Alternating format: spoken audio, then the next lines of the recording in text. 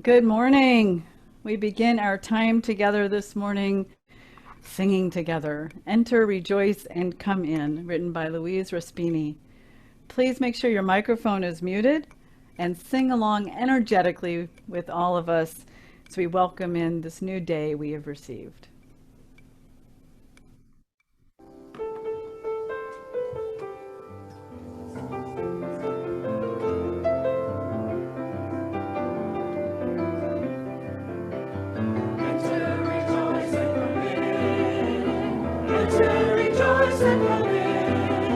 Today will be a joyful day. To rejoice and come in. Open your ears to the song. Open your ears to the song. Today will be a joyful day. To rejoice and come in. Open your hearts, everyone. Open your hearts, everyone. Today will be a joyful day to rejoice and come in. Don't be afraid of the change. Don't be afraid of the change. Today will be a joyful day to rejoice and come in. To rejoice and come in. To rejoice and come in. Today will be a joyful day to rejoice and come in.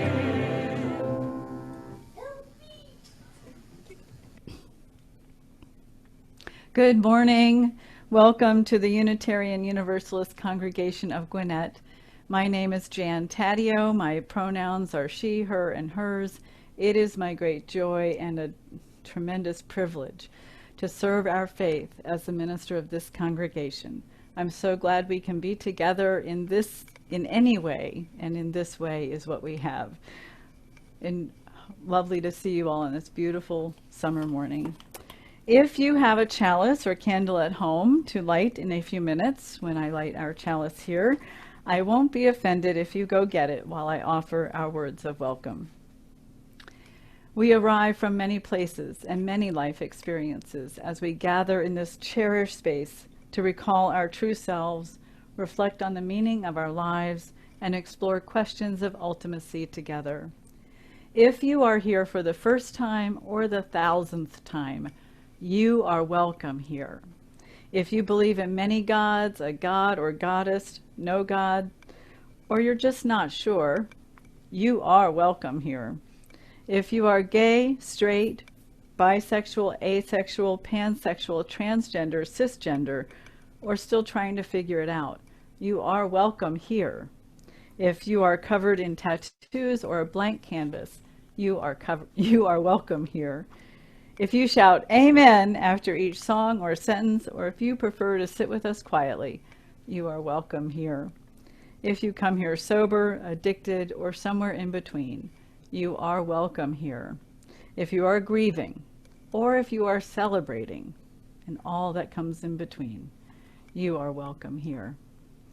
Your whole self, all that you were, all that you are, all that you yearn to be, is welcome here, and you are just where you should be, in a room full of compassionate and thoughtful Unitarian Universalists ready to meet you where you are. You are home. If you are a newcomer this morning, we welcome you with open hearts, and we hope that you will indeed find your spiritual home here with us. We are becoming a radically welcoming sanctuary in a green space. We foster spiritual growth as we joyfully nurture connections and community within our walls and beyond. If this is your first time here, I encourage you to join us several times virtually and come and gather with us in person when we are able to do so again safely, and come to experience the full flavor of this congregation and this faith tradition. Come be curious, courageous, and compassionate with us. Every Sunday is a little different, so keep coming and to get an understanding of who we are. And now I invite you to take a very big, deep breath with me.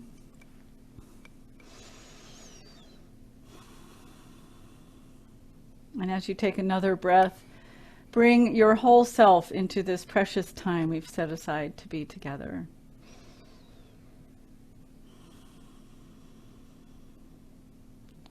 And as sound moves through us and around us, let us be reminded that the walls that separate us are an illusion. We are all one. We are all deeply and profoundly interconnected with each other, with all beings on this planet, with all life, with all the stars in the cosmos. We are one.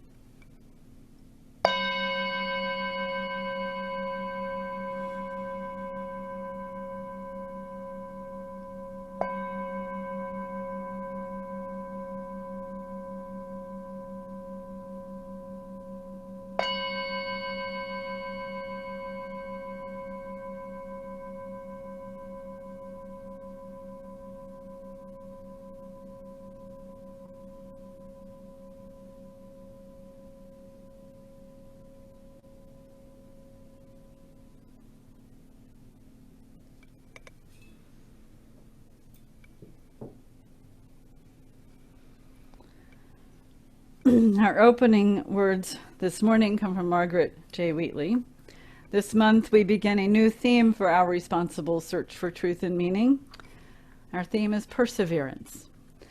My teacher, Meg Wheatley, wrote the book on perseverance. Well, a book on perseverance. Probably not the only one. I open our service and this month's theme with her words. The word perseverance in Latin means one who sees through to the end, one who doesn't yield. In English, it describes how we maintain our activity in spite of difficulties. Tenacity, steadfastness, persistence, doggedness, these are all common synonyms. In Chinese, the character for perseverance is often the same as the one used for patience. Human experience is the story of perseverance. Throughout space and time, humans have always persevered. We wouldn't be here without them. Think of all the people you know, family, friends, strangers, who have just kept going, who didn't yield, who were tenacious, steadfast, patient. How would you describe them? What were some of their traits, their capacities? What was it like to be around them, to listen to their stories? At the end of their lives, how were they? Angry? Contented? Cynical? Peaceful? What do their lives offer you as lessons on how to persevere? What do we all need to learn from them now? So do you have your chalice or candle ready to light? If so, let's do it together with these words from Marshall Hawkins.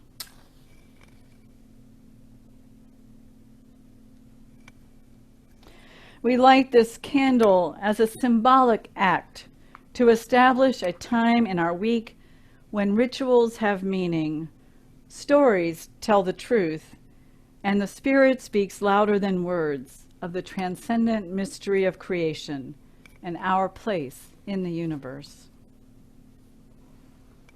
Let us sing together again. From You I Receive, by Joseph and Nathan Siegel, rabbis, artists, and musicians.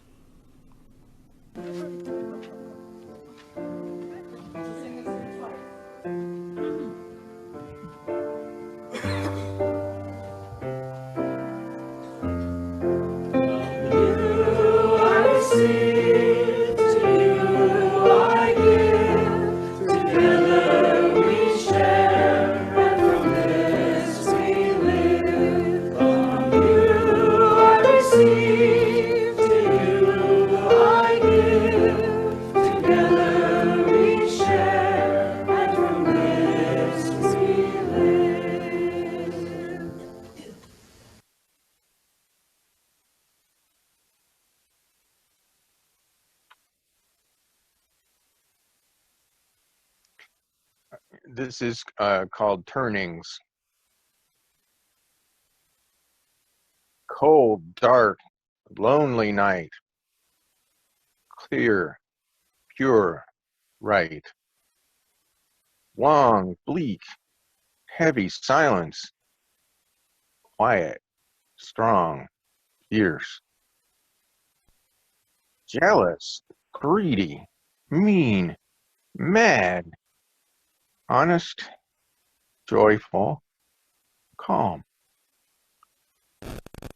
Hot work, hard reach, perfectly sweet, pre-ripe, burn, hurt, selfish, want, lush, mountain hollow, enchanting. Dirty, worn, strained, warm spring rain. Suffering, sadness, bitter endings, beloved community, family, friends. Hurt, scream, swear, sin, just beginning, timeless, sing.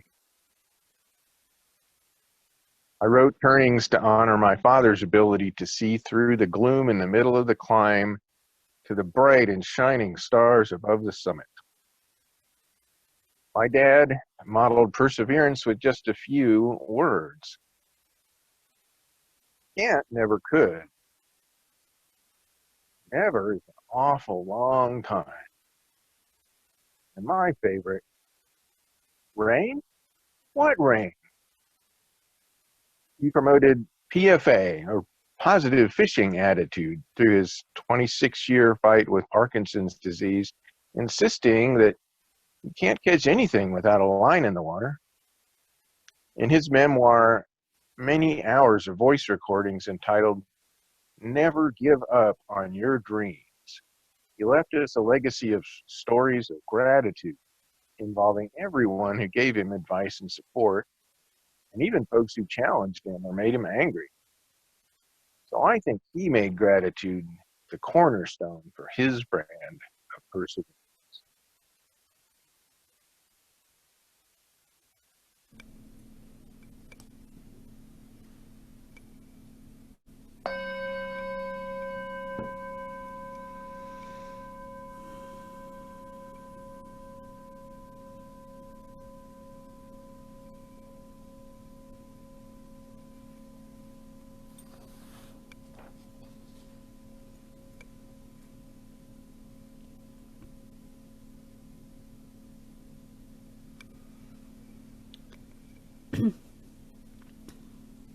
Our next reflection is from Jennifer Garrison.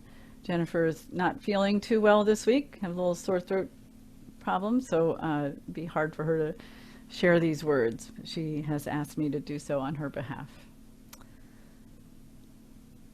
Perseverance is hope, something and or someone to hold on to while fulfilling a purpose or goal you want for your life. Gratitude, being thankful for who or what is and is not in your life today as you work toward a future you want. Faith, holding who and what you see most dear to your heart, no matter what changes occur around you. Joy, anything that makes you feel alive in this moment, sharing a smile or laughter. Reverence, being still, a sense of awe in the everyday and spectacular. Patience. Take a deep breath. It will happen, just not right this second. Love, the hardest thing on earth to describe or define, yet is felt by all. Perseverance includes the experience and practice of all these things. It is what keeps us going when all things seem insurmountable. It keeps us looking for the next possibility, waiting for us around the corner. All we need is to remember that the possibilities are still there.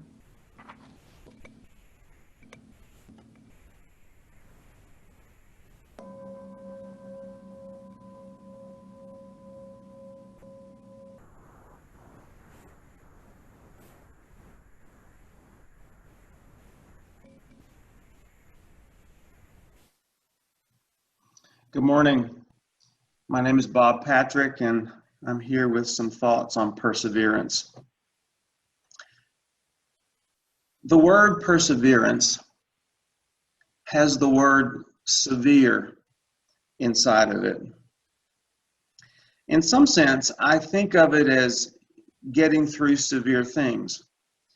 Perseverance reminds me of my grandfather, my dad's dad.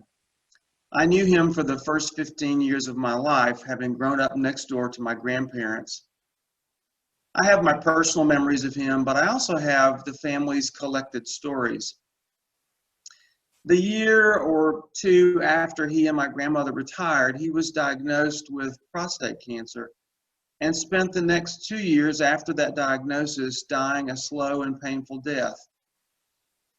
In many respects, he led a severe life, and oftentimes he came across to me and to others as a hard person. In the 7th grade, his father called him into his own deathbed and made him the man of the house. He dropped out of school and took over the family's strawberry farm, supporting his mother and his 2 older sisters. He and my grandmother managed to buy a little house in the country and create what we would now call a small farm, producing their own milk, eggs, milk, cheese, and butter. At the same time, they opened a small gas station business, which they worked all of their adult lives while raising 3 sons. 6 days a week, my grandfather left for work at 4 in the morning and came home at 5:30 in the afternoon, repairing cars, changing tires, pumping gas, doing roadside service and the like.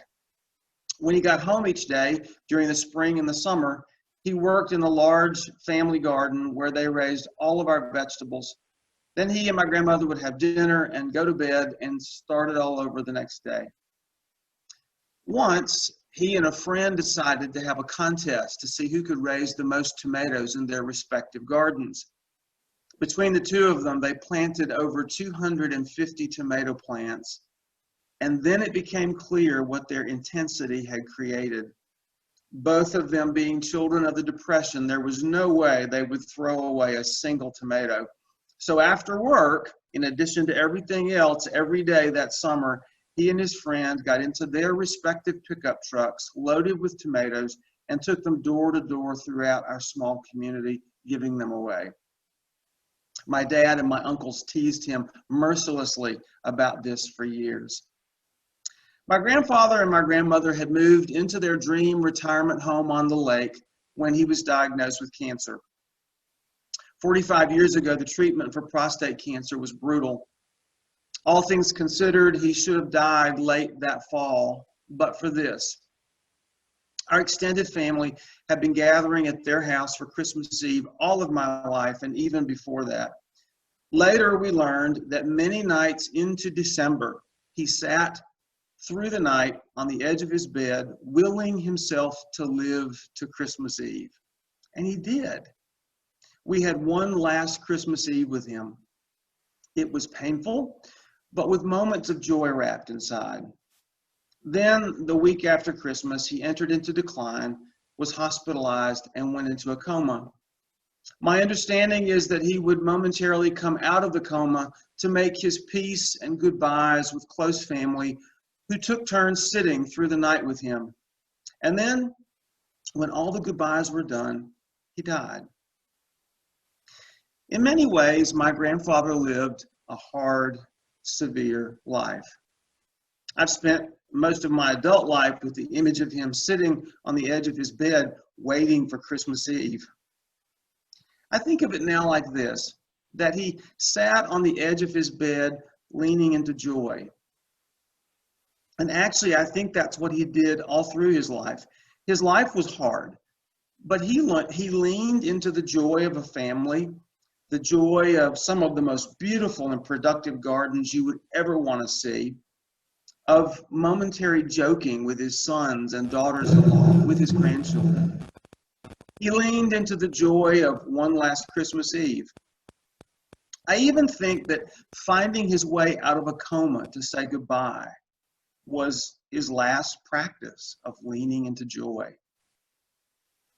perseverance. It does wrap itself around severe things. If that's all it does, then it's just the relief of, I made it through that awful thing. And that's okay. We all like to get through awful things. I think what I've learned from my grandfather is that what I think of as perseverance also includes leaning into joy.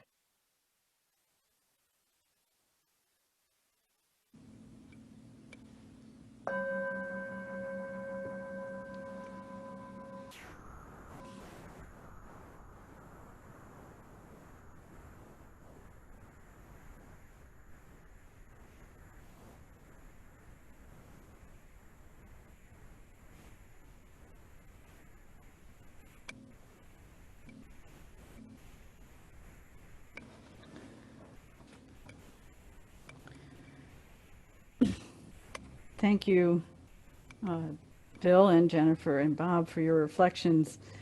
And I'm just going to follow the same path. And I start with a little poem I wrote thinking about the times I persevered.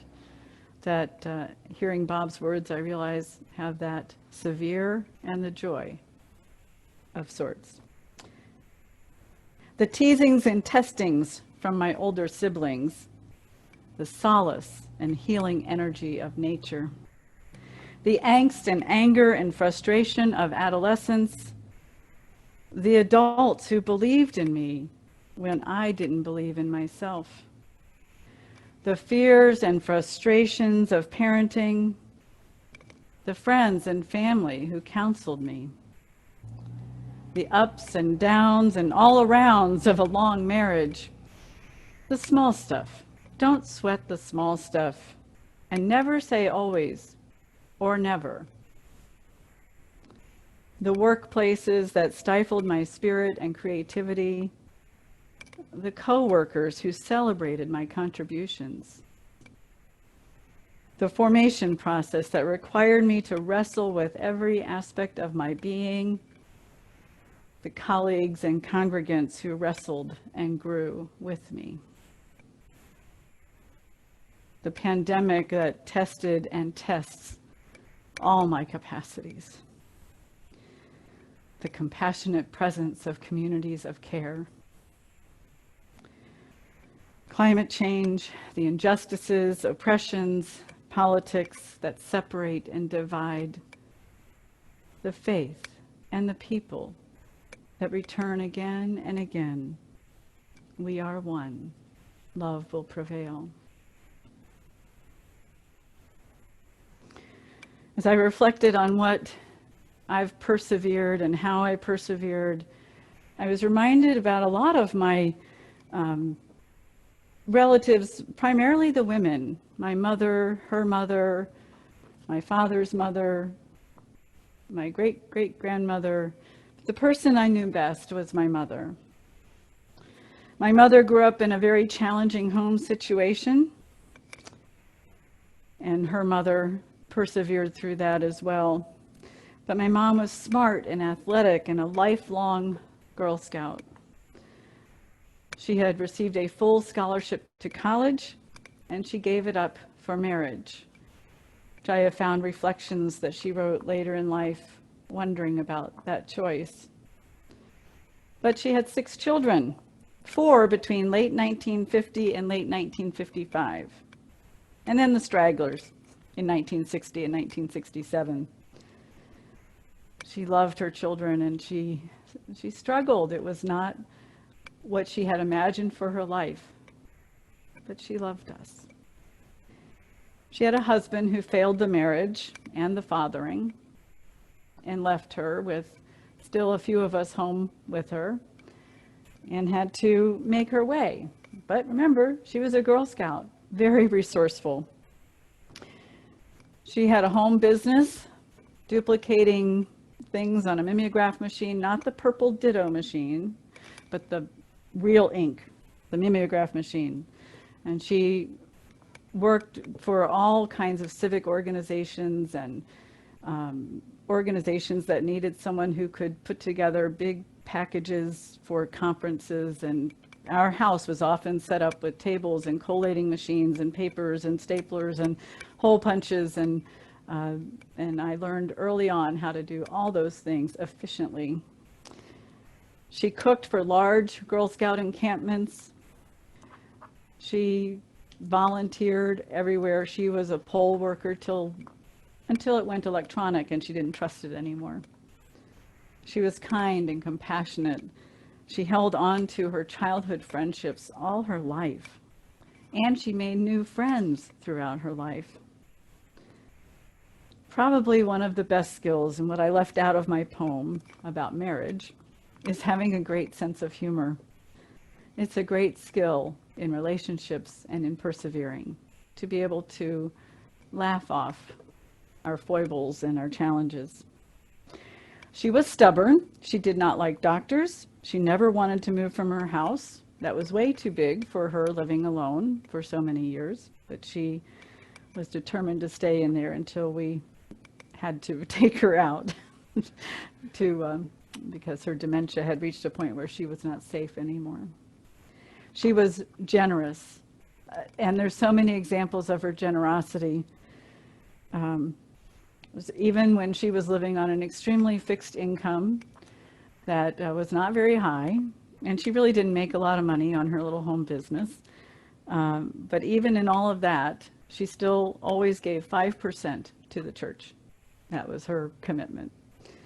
And probably one of her biggest generous acts was investing $10,000 to sponsor a family from Sri Lanka.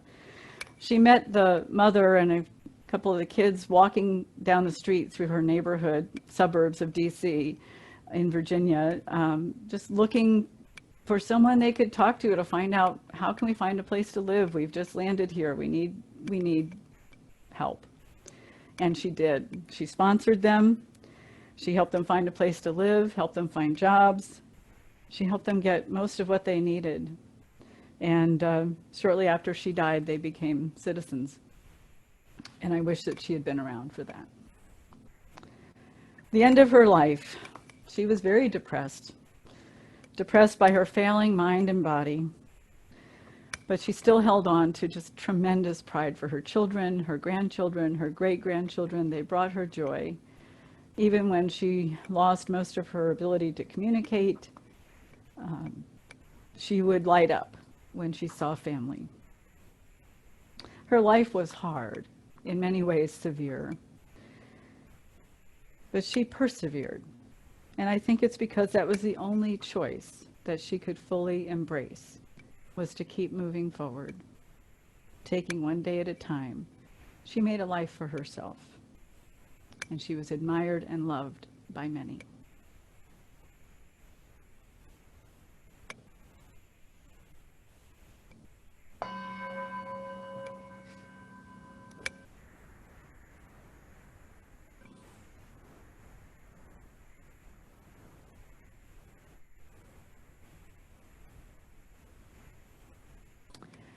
In a moment, you will be invited to enter into a small group with 3 other households to reflect on someone you have known to persevere.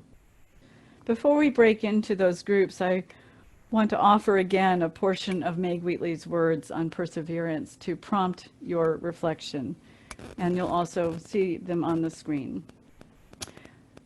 Human experience is the story of perseverance. Throughout space and time, humans have always persevered. We wouldn't be here without them.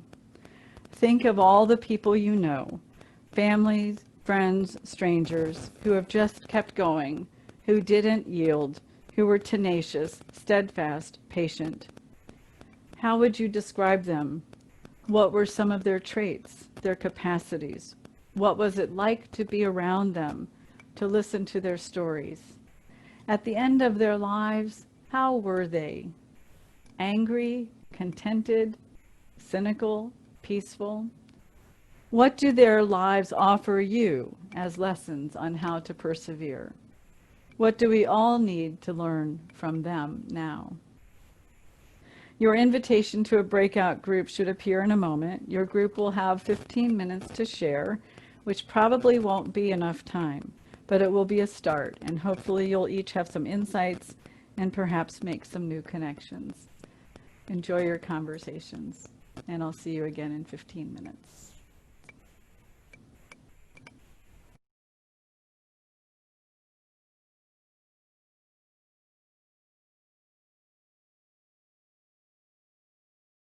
Welcome back. I hope you had interesting conversations and made some new connections. And I hope you'll continue to reflect on how people in your lives demonstrate the qualities of perseverance. And how are you persevering? And next week we'll talk a little bit more about that, how we're managing in these times, what our spiritual tools are that we bring to this time in our lives. And now I invite you to join me in the spirit of prayer and intention as I offer this prayer written by Reverend Lynn Cox, entitled "The Courage to Continue on the Journey." Spirit of life and love, known by many names and yet fully known by none, we give thanks for this time and this place of renewal. We give thanks for the ability to begin again, after the disaster, after the tragedy, after the loss, after meeting the challenge set before us. Grant us the courage to continue on the journey, the courage to speak up for the well-being of others and ourselves and the planet. May we forgive each other when our courage falls short, and may we try again. Grant us hearts to love boldly, to embody our faith and our values in living words and deeds. May our hearts open to embrace humility, grace, and reconciliation. Grant us the ability to learn and grow, to let the spirit of love and truth work its transformation upon us and within us. Grant us the spirit of hospitality, the willingness to sustain a fit dwelling place for the holy that resides in all being. Grant us a sense of being at peace in the world, even as we are in motion. Let us cultivate together the strength to welcome every kind of gift and all manner of ways to be on the journey together. To this we add the silent prayers of our hearts.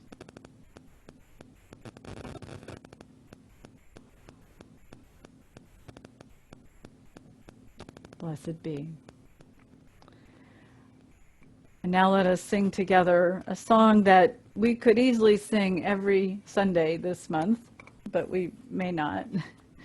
But it fits this theme very well. "I Know I Can" by Dennis Hamilton and Jeannie Gagne.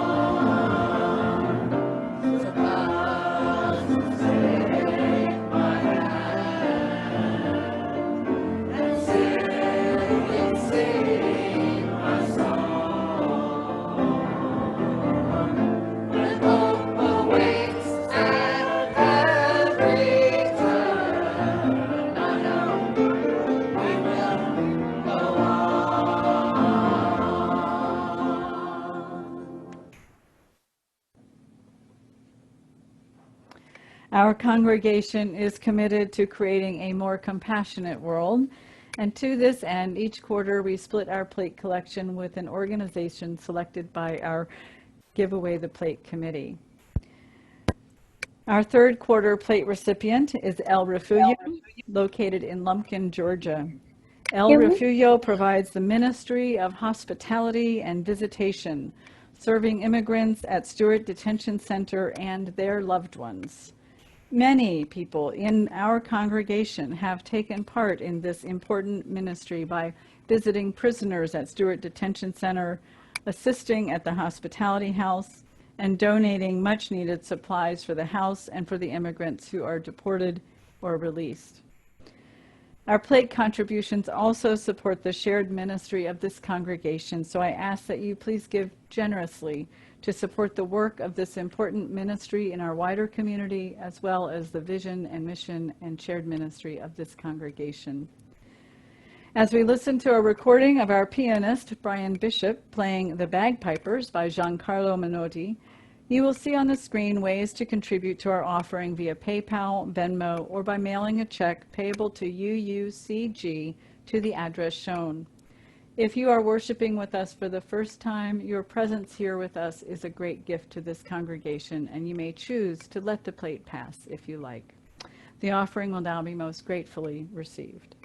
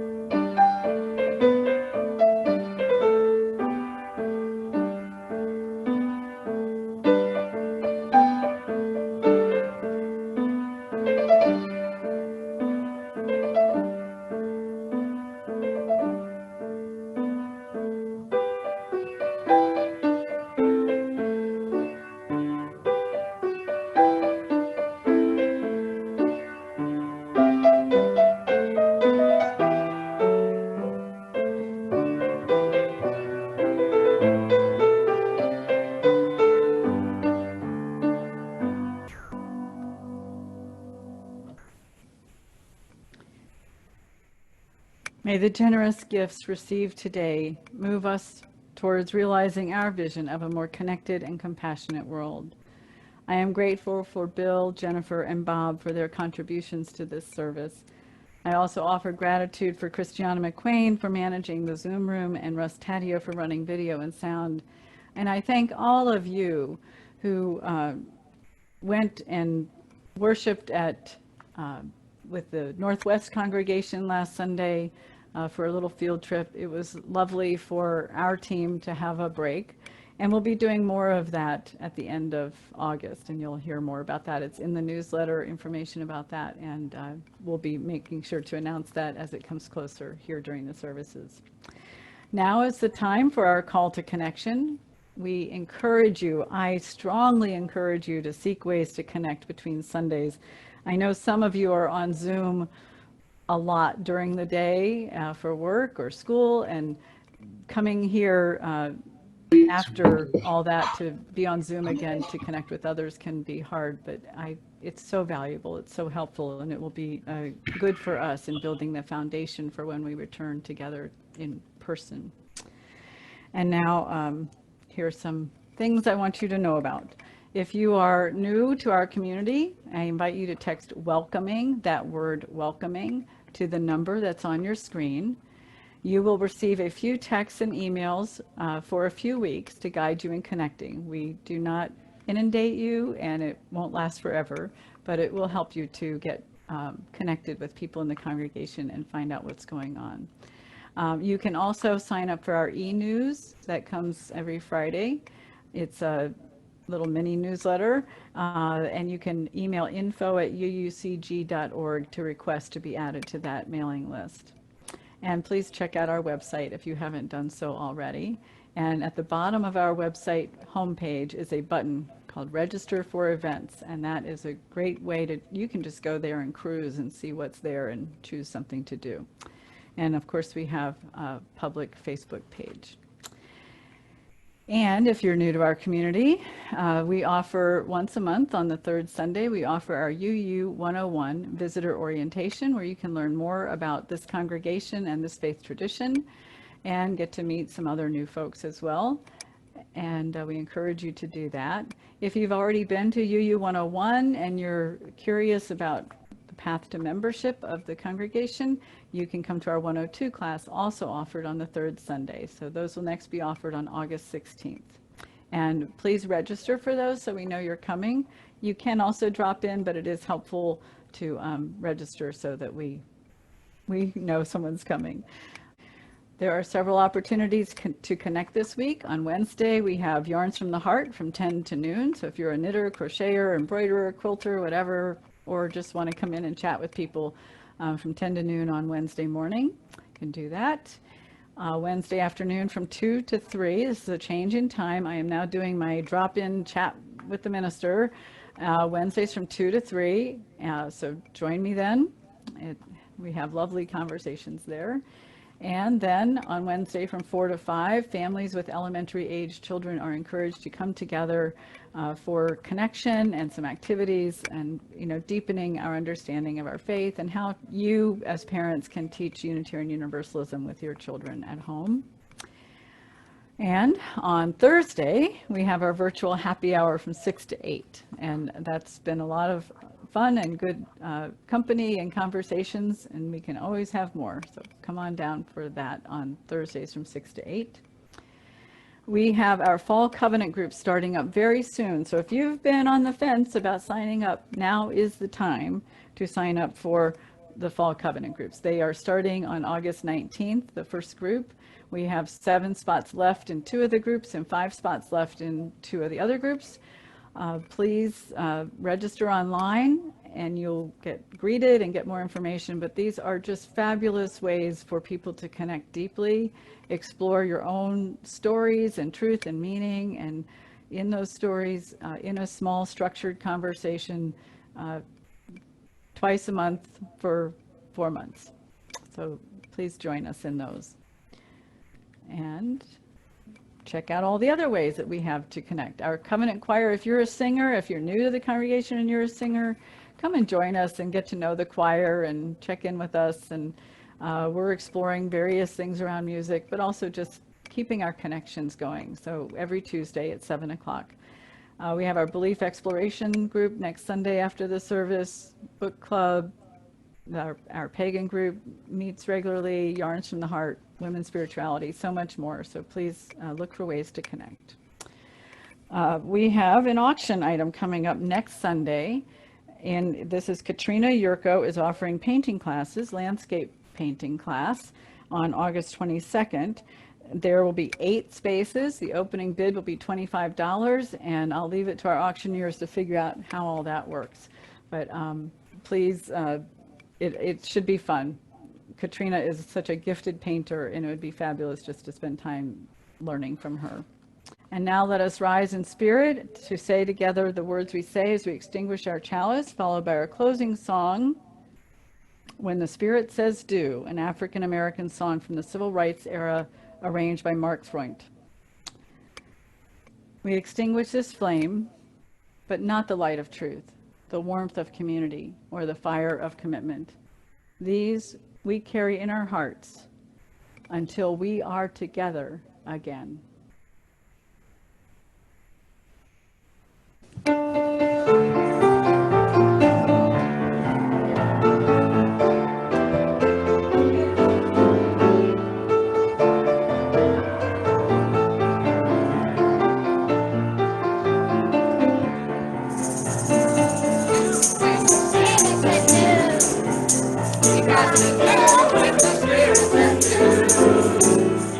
Spirit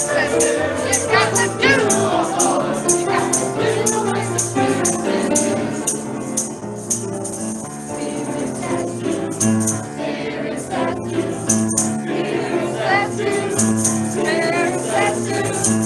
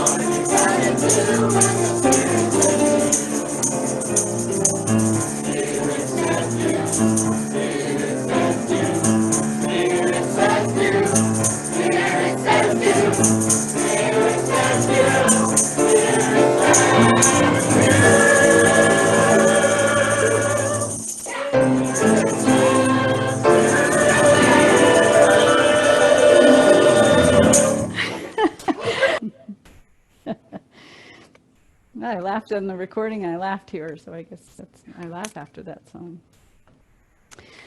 Our service has ended, and now our service to one another and the world begins.